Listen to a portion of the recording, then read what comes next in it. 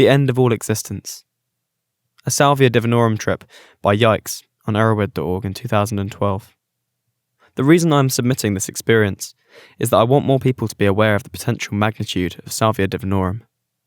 It has been over 6 months since this happened, but this was the most unexpected and chaotic thing that has ever happened to me. I'll do a brief overview so the reader can understand what kind of set I had for the trip, but for those of you that just want to read about the trip, I smoked half a gram of 40 times salvia in a bubbler in pitch dark, by myself, lying in my bed with my eyes closed. At the time of the trip, I had just gotten back from a year-long stint in a lockdown residential treatment centre in Utah. My parents sent me there for smoking pot all throughout my freshman year of high school. My only previous experience with hallucinogens was right before I was sent away. I took 1.5 grams of OK mushrooms, and while looking back, I wouldn't call it a strong trip now. At the time, it was one of the best days of my life in terms of revelations, epiphanies, etc. Anyways, a year later, I returned home, hoping to repeat my psilocybin experience. I took the subway to my local head shop and bought 1 gram of 40 times salvia. I waited until 1 a.m. before I brought my stash from under my bed. In my house, the attic was converted into 2 bedrooms, so I'm a floor above my parents, so smell from smoke is not an issue. As I looked at the bowl, I encouraged myself. It's been a year since the mushrooms. You have changed as a person and matured since then, all accomplished while sober. It's okay to trip balls now. I packed 0.5 gram of salvia into my bubbler with a screen to protect it from falling into the water. My plan was to take the hit, lie down, close my eyes, and turn on my iPod when I started to trip. It was completely dark in my room and I had to use my phone for light as I packed the bowl. When it was all ready, I tried to get myself into a mind state that helped me personally have a good mushroom experience. I thought briefly about my entire life and how I could make room for change in the ways that I handled situations and conducted myself. I put my lighter to the bowl and inhaled. Even though I took in quite a large hit, the bubbler made sure the smoke was not harsh. With the smoke still in my lungs, I put the bubbler underneath my couch, along with all my other materials. The couch is right next to the bed, so I accomplished this while lying down. When that was done, I laid the back of my head on the pillow and concentrated on just holding the smoke in. During my stay in Utah, I became interested in Buddhism, meditation and all that, so I decided to close my eyes in hopes of having a more spiritual or mystical experience. After about 20 seconds, I started to feel extremely lightheaded, kind of like after a stand-up suddenly, after reclining for an extended period of time. With my eyes still closed, I exhaled. It's hard to describe how I arrived at my destination. All I can remember is that the reality that I had previously known had ceased to exist. I was face to face with what looked like an entity, composed of hundreds of faces. They were all leering at me in the sort of way that made me feel like they were happy in the knowledge that I had finally gone insane. I immediately winced in my mind and tried to tell myself that everything was going to be all right, but at the same time I was terrified and had no idea why I was seeing what I saw. As if my subconscious was answering my fears, a voice from behind me said, "This is a bad trip," my name. "You are going to have to deal with it." I tried screaming, "How?" But as the monster made up of all my faces moved closer, my body seemed to crumble into multiple interlocking puzzle pieces, which made it impossible to run or defend myself. Eventually, these puzzle pieces became so distorted and strung out, I could no longer identify them as my body. I could vaguely remember something called salvia, but I made no connection from the drug to where I was. All my hope of ever returning to reality was beginning to fade. I soon became aware of other entities besides the one that was made up of my faces. Instead of being something I could see, they were more of a group of intelligent but malicious, cruel beings that had come to speak to me. We communicated through thoughts because I could not see them, but at this point in the salvia dimension, I had no eyes to perceive them with. I would think a mix of words and emotions about those words, and the salvia creatures would respond in the same way. The initial message I got from them was that my entire life had just been my imagination. It was similar to the point when you wake up from a dream and realise that all the events that happened to you in it did not exist, even though at the time you thought it to be reality. What I was going through and where I was exceeded my expectations 1,000,000 times over about what I thought dying would be like. What was happening was so unearth-like, yet so real. I found the message the salvia creatures were telling me to be very convincing. I was now sure that I had always been in this dimension for eternity, and that I would always be here. There was no reality except for this one that I now found myself in. Suddenly, from the back of my mind, there was a burst of thought. "Salvia!" I exclaimed in my mind to the creatures. Since they could see my every thought, I did not form many words in my mind. My rational mind was trying to use this drug called Salvia as a bridge to reality from where I was. The emotion I was feeling was sudden hope in the face of sheer terror. The only thing I can compare it to is when death row inmates are about to be executed. They often feel the delusion that they are going to be saved, that at the last moment they will halt the procedure. The Salvia creatures, instead of being angry that I was going to escape, simply communicated to me the general vibe that that's what everyone tells themselves when they finally wake up. They seemed amused that I was filling out the stereotype of someone who had just woken up, in an apparently insane dimension of reality that they had really been in all along. I don't know how I got to the next part of the trip from here. When I try to remember it, I can limit down to 3 guesses as to why I arrived there. Either the Salvia creatures were punishing me for trying to convince myself it was not real, they were trying to help me by showing me just how real the reality of the Salvia was, or the third option was that once they had completed their obligatory role of explaining reality to the newcomer, they lost interest and left me to myself. Anyways, I lost all awareness of existence. Everything I had ever known in my entire life vanished. All my memories, experiences, insights, emotions, all vanished. All my knowledge of what the universe was, from that time, was vanished. I ceased to understand that existence in itself existed. I cannot determine how long I spent in this phase, because there was no concept of time. For an eternity, everything about me did not exist, except for the fact that I was directly experiencing this phenomena. I was a direct witness to this, yet I had no idea that I was the witness, nor that the nothing I was witnessing was separate from the witness. All was one, and one was all. Eventually, I was basically born again. In the middle of eternity, suddenly there was a spark of awareness.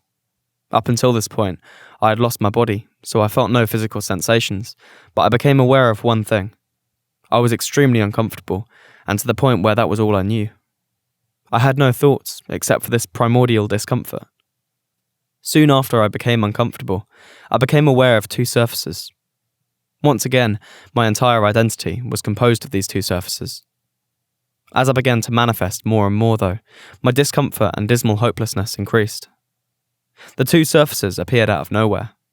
It was like out of the vacuum of space. The emptiness was torn in half and folded to support these 2 surfaces. Looking back on the trip, this was the first point where I became aware of matter. As my direct experience of reality turned to 3-dimensional from nothing, it was extremely unpleasant. Before these 2 surfaces, my perception was just part of the nothingness, but when the 2 surfaces became the only thing I knew, my perception attached itself to the 2 surfaces. The reason this was all so uncomfortable was that it felt like my perception was being crushed by the 2 surfaces. The entire weight of existence, the entire weight of this universe that my senses told me was real, was crushing down these 2 surfaces together. It got worse, and a point arose out of the 2 surfaces.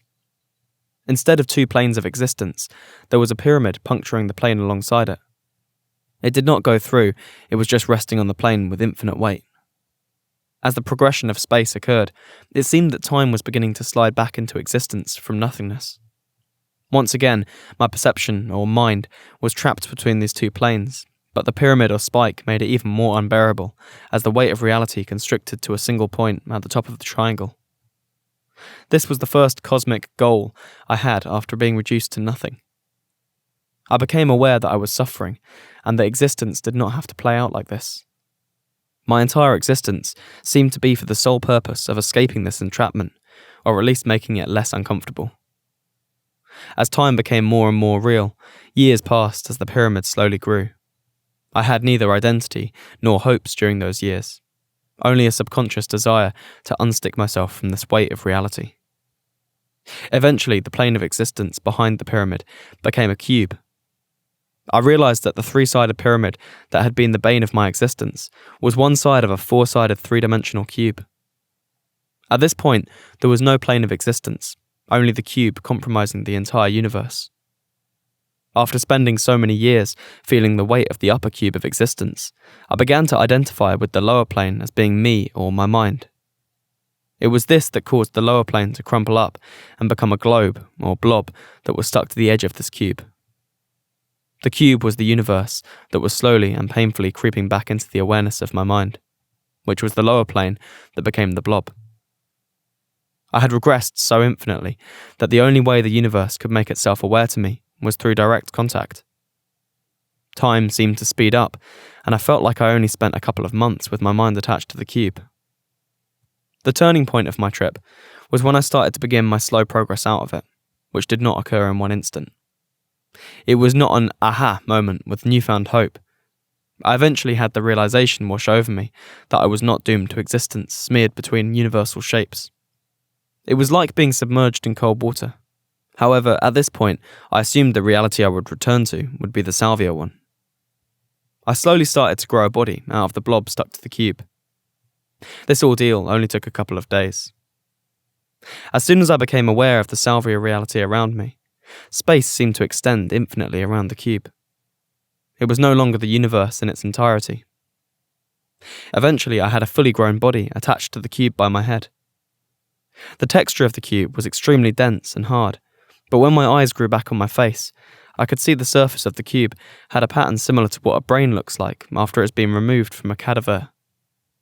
The very best thought that was going through my head was relief that one day I would die and was no longer doomed to spend eternity in this state. With the return to Salvia Land came the realization that it had all been a drug-induced voyage. This was not exactly good news to me, because that did not make all the years I had spent there cease to exist, nor did it make the experience any less dramatic. It was like all my memories and knowledge returned to me while standing in Salvia Land with my head attached to this large cube.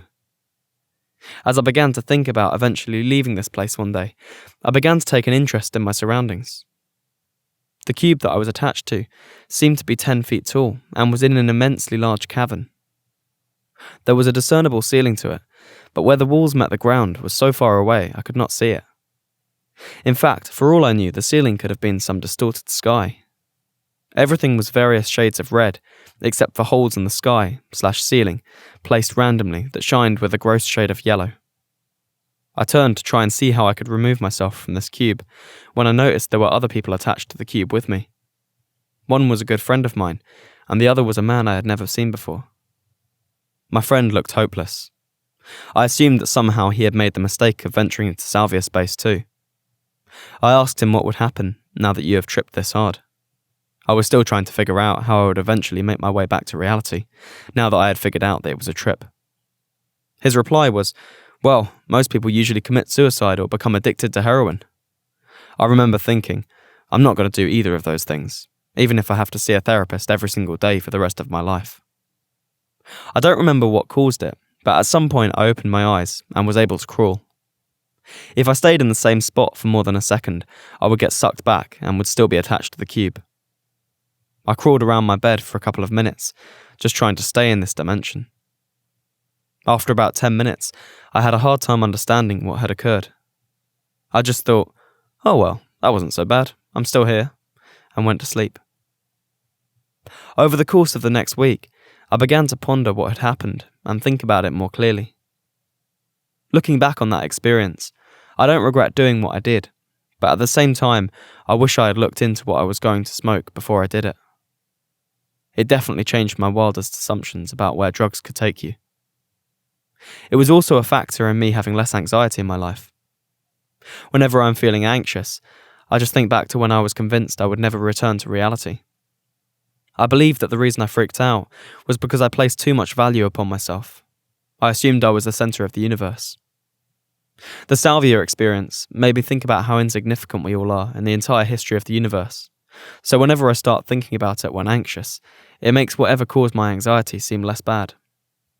The first time I tried LSD, I was fortunate enough to be with two very helpful and nice girls who were experienced with it. I feel that Salvia definitely helped me have a nice first acid trip though. The hour that the effects slowly built up over felt like an eternity compared to the 20 disorienting seconds it takes to reach a Salvia peak. Reading the book, The Psychedelic Experience by Timothy Leary, was pivotal as well, but the salvia made it so my expectations were far from overwhelmed. For anyone who reads this and is making the decision to never do salvia, don't think your experience will automatically be similar to mine. I plan to have a breakthrough on salvia before I die, which will most likely require me to do it several more times. If I have any advice for someone who is going to do salvia for the first time, or do enough to have a level 5 or 1 trip, my advice would be to ponder first how insignificant you are in the grand scheme of things. Also try to be satisfied with life at that point. I know that is a pretty difficult thing to ask, but when you feel like you have lived a good life, then it probably won't feel as horrifying when it all disappears. Good luck.